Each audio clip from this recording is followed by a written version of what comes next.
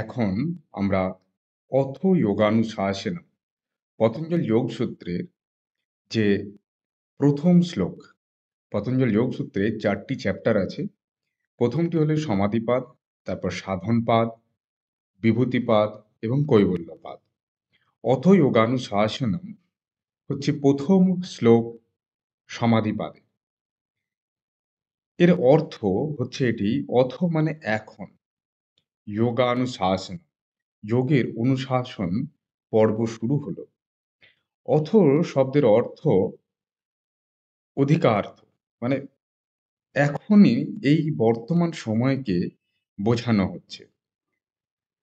অধিকৃত মানে আরম্ভ হচ্ছে, এটাও বোঝা যায়।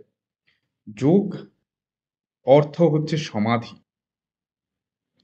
এটাকেও বলা হচ্ছে যোগ, এবং তা চিত্তের সার্বভৌম ধর্ম, অর্থাৎ চিত্তে সর্বভূমিতেই সমাধি উৎপন্ন হইতে পারে। এবার সমস্ত ভূমি মানে এখানে 5টা ভূমির কথা বলা হচ্ছে: ক্ষিপ্ত, মূঢ়, বিক্ষিপ্ত, একাগ্র ও নিরুদ্ধ।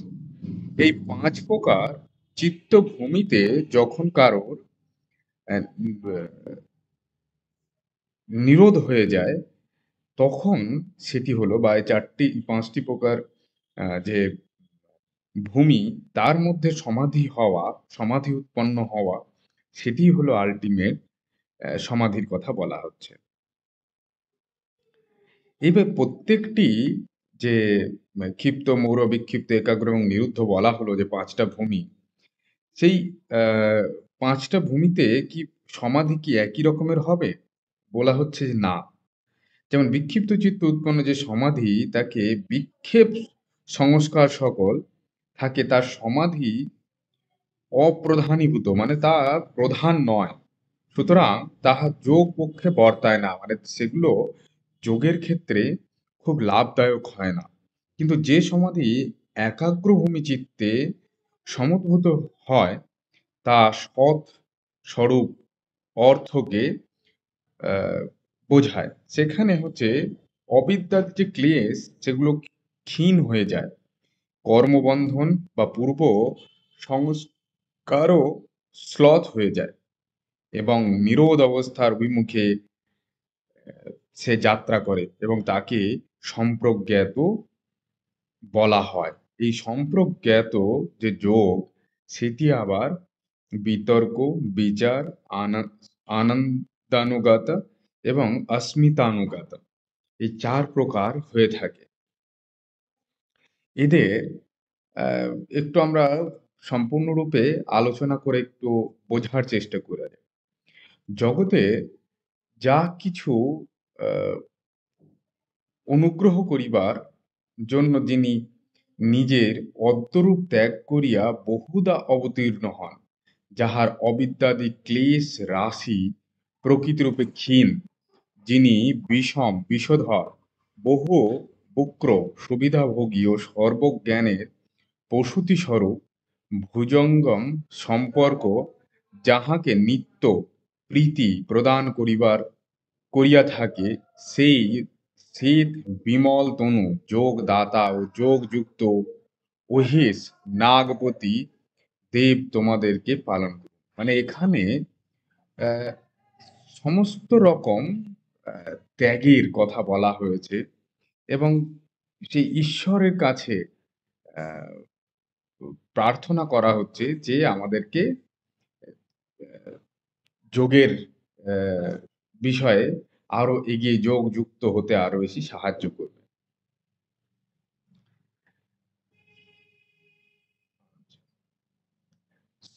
এখানে সৃষ্টির শাসনকে অনুশাসন এইভাবে বোঝানো হয়েছে,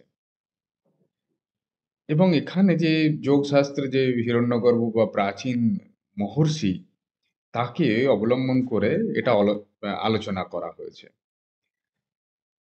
এবং যোগ কোনো সময় এটা, এবং এর কোনো সূত্রাকার মানে যিনি পতঞ্জলি লিখছেন, এটা কোনো নতুন উদ্ভাবিত কোনো শাস্ত্র নয়। এটি আগের থেকে এটি পরম্পরাগতভাবে চলে আসছে।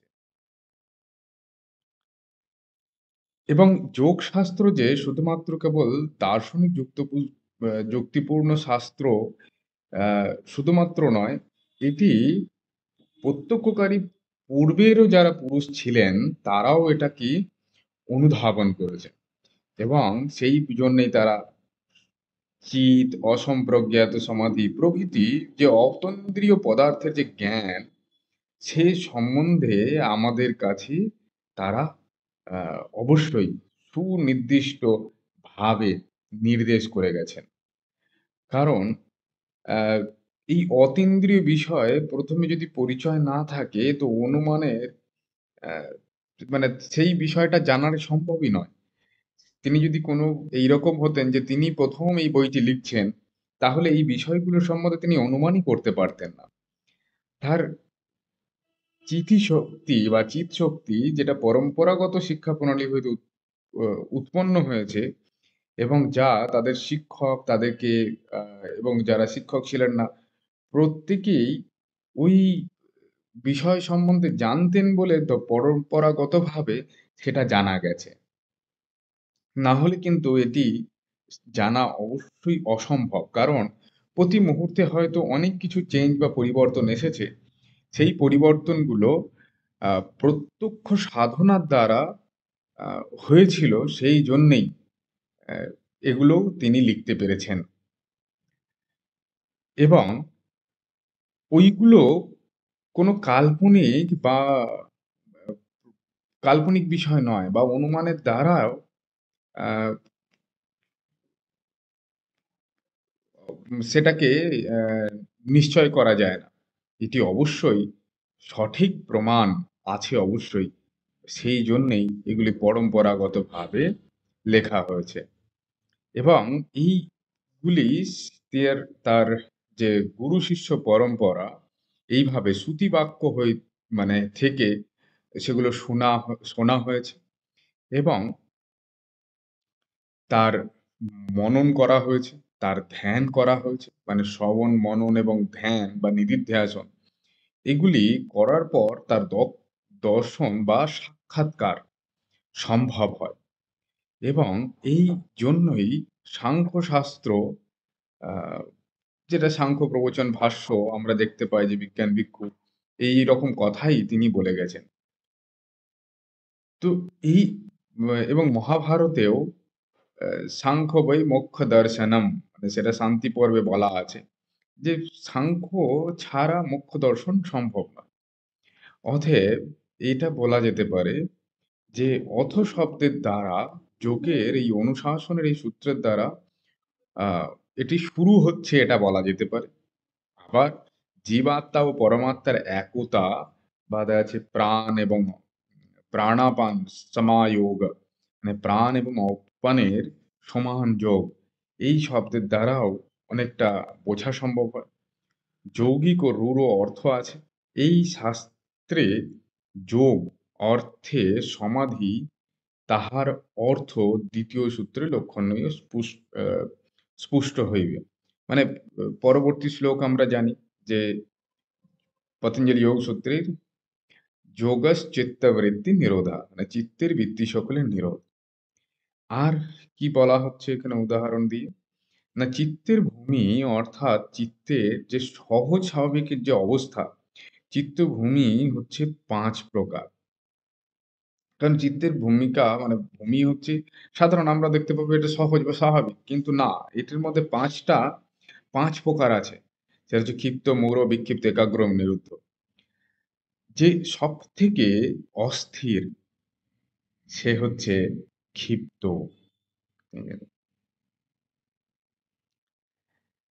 যে হিংসার দ্বারা যেকোনো সময় সমাধি মানে প্রতিহিংসার দ্বারা সে সমাধিতে যেতে পারে।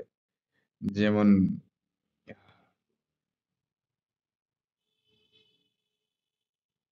যেমন হচ্ছে সে মানে এরকম ক্ষিপ্ত মানে খুব রাগের দ্বারা দেখা যাচ্ছে সে প্রতিহিংসার বলে সে সমাধি প্রাপ্ত হলো।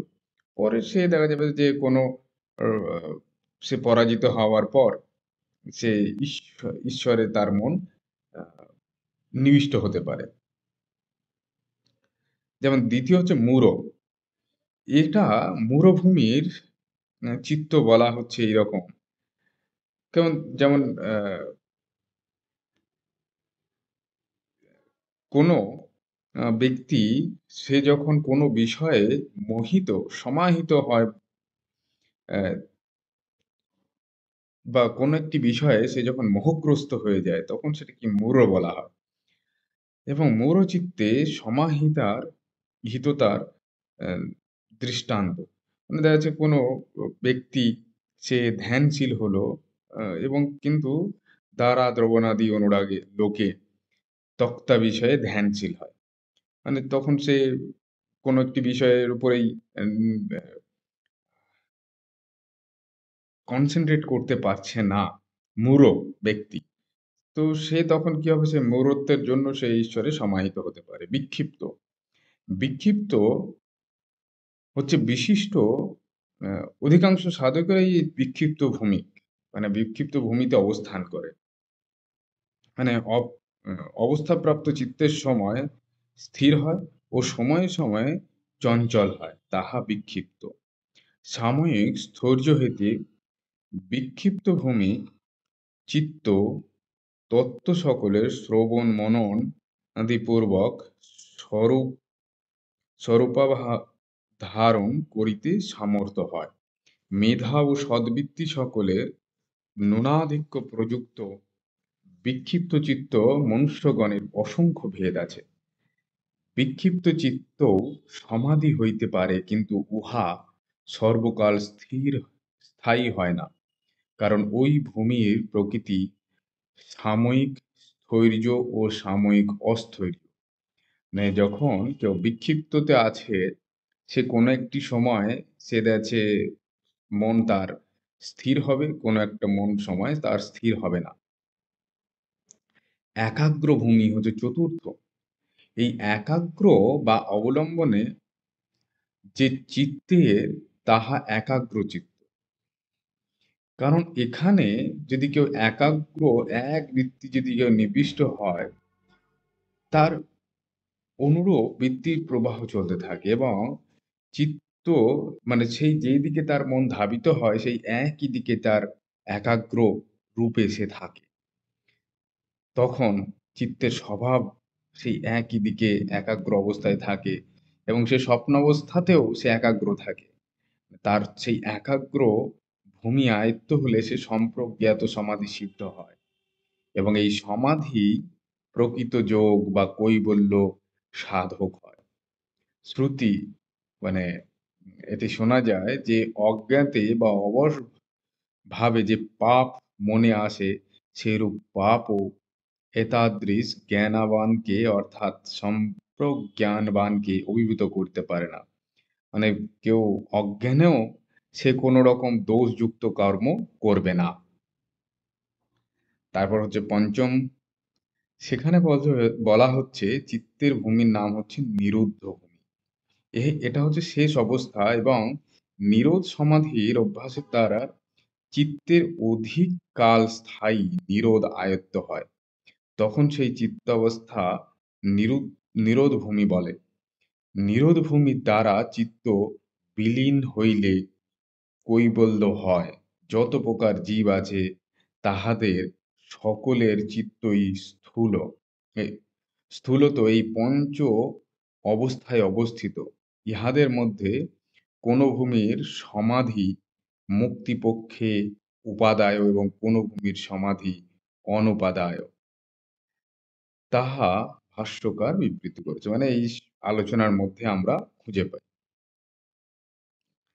তার মানে আমাদের এই চিত্তের বৃত্তি সকলের নিরোধ, মানে এই যে ৫ ব্যা সেই চিত্তের বৃত্তি সকলের নিরোধ, এর যে ১ম শুরু হচ্ছে অথা যোগানুশাসনম।